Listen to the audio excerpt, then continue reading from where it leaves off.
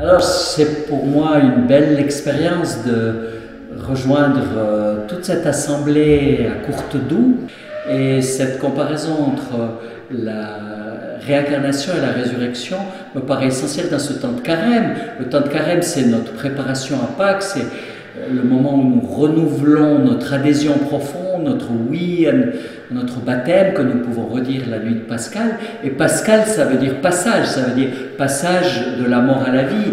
Et donc c'est centré sur cette résurrection, ce passage que le Christ lui-même a réalisé et auquel il veut nous associer. Nous sommes très heureux d'accueillir l'abbé François Xavier-Mette, un grand conférencier que l'on ne présente plus. Il est bien connu du grand public jurassien. Imprésentable. Très connu. Puisqu'il m'a créé, puisqu'il m'aime, il va me rappeler, moi, et pas un autre, de la mort à la résurrection pour une vie éternelle. Et dans la conception de la résurrection, c'est un amour unique, parce que je suis unique. Vous êtes d'accord, si vous avez des enfants, chacun de vos enfants est unique. Et Pâques, c'est pas seulement les œufs et les lapins, c'est une promesse de vie. Comme disait d'ailleurs une des personnes qui est intervenue de manière extrêmement profonde et touchante après la conférence, au fond, nous mourrons, mais nous entrons dans la vie. La mort, c'est un passage, et à la suite du Christ, nous partageons cette vie éternelle où toutes nos aspirations les plus profondes seront poussées à leur accomplissement, à leur réalisation. Devant le Père de Jésus-Christ, nous n'avons pas besoin d'être parfaits. Ça, c'est aussi absolument décisif. Il nous prend tels que nous sommes. Nous n'avons pas besoin d'être purs et irréprochables, mais vrais. La loi du christianisme, ce n'est pas d'être parfait, en tout cas par nos propres forces, c'est Dieu qui nous rend parfaits, mais d'être vrai, tel que nous sommes. Nous sommes tous limités. Dieu nous aime dans nos limites, parce que ces limites, c'est comme des brèches dans notre cuirasse qui laissent passer la grâce. Dans la réincarnation, il n'y a pas de pardon. C'est moi qui fais. Il n'y a pas de pardon. Il n'y a pas de pardon. C'est la loi de la jungle. Comme arbitre, j'ai beaucoup appris. Il n'y a pas de pitié sur le terrain. C'est le plus fort. Vous voyez, le visage de Dieu. Le visage de Dieu est en jeu. Ou bien c'est une énergie impersonnelle qui se porte garante de la loi de purification et dans laquelle je vais me fondre, selon la conception de la réincarnation, ou bien c'est un Dieu personnel qui m'aime, qui me connaît, qui me pardonne, qui m'accorde gratuitement le pardon si je me tourne vers lui et si je fais un pas. Vous savez, comme le fils prodigue, hein, le père est toujours là sur la colline, et puis le fils prodigue commence sa confession, et puis le père le prend dans ses bras, puis il lui laisse même pas le temps de raconter ses histoires, et puis il fait une fête, et puis il tue le veau gras, puis il lui met l'alliance, et puis il lui passe la robe. C'est ça notre Dieu. Il est là sur la colline, puis il vous attend.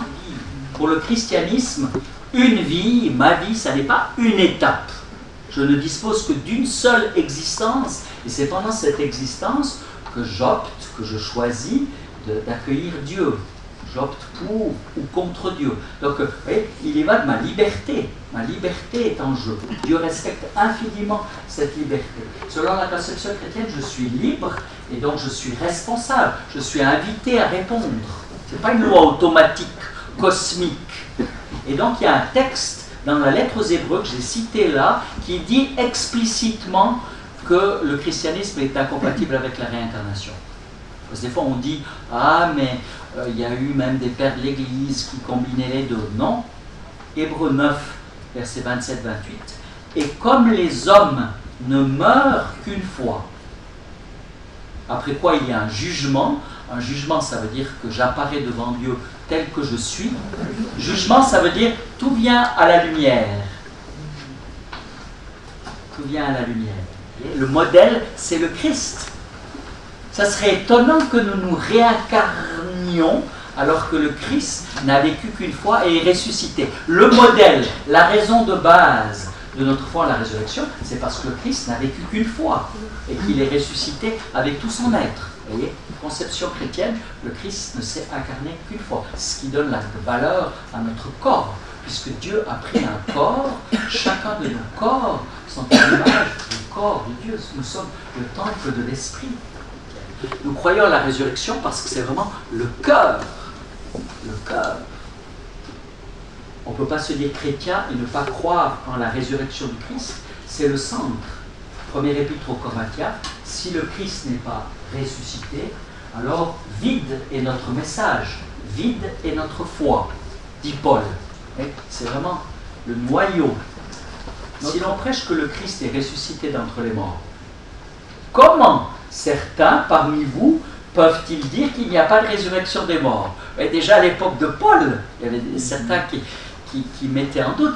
Et c'est vrai que pour nous, c'est une foi difficile, la foi en la résurrection. C'est une foi difficile. S'il n'y a pas de résurrection des morts, continue Paul, le Christ non plus n'est pas ressuscité, puisqu'il est ressuscité pour que nous puissions à notre tour ressusciter. Comme un guide qui ouvre une voie dans la montagne et puis qui nous entraîne à sa suite. Il a passé lui en premier et nous pouvons tous, nous à sa suite, aller vers le Père. Et vous savez, Jésus affirme à Marthe, à partir de son frère Lazare, « Je suis la résurrection et la vie. Qui croit en moi, même s'il meurt, vivra. Et quiconque vit et croit en moi ne mourra jamais. » C'est une parole à contempler. Et donc c'est avec notre corps transformé et glorifié que nous ressusciterons. C'est pour ça qu'on dit dans le credo, je crois en la résurrection de la chair.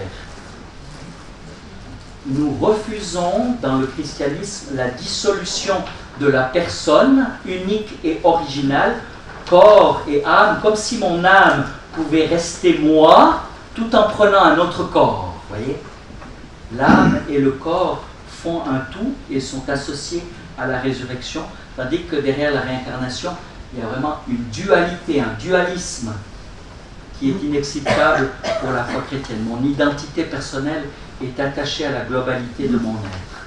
C'est pour ça qu'on encense le corps aux funérailles.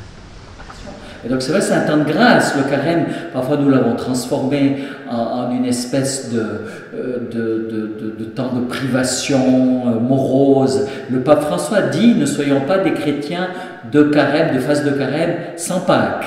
Et Pâques, c'est cette résurrection. C'est pas seulement pour après la résurrection, c'est déjà maintenant. Et c'est chaque jour que nous pouvons commencer, par l'amour que nous semons, de participer à la résurrection du Christ.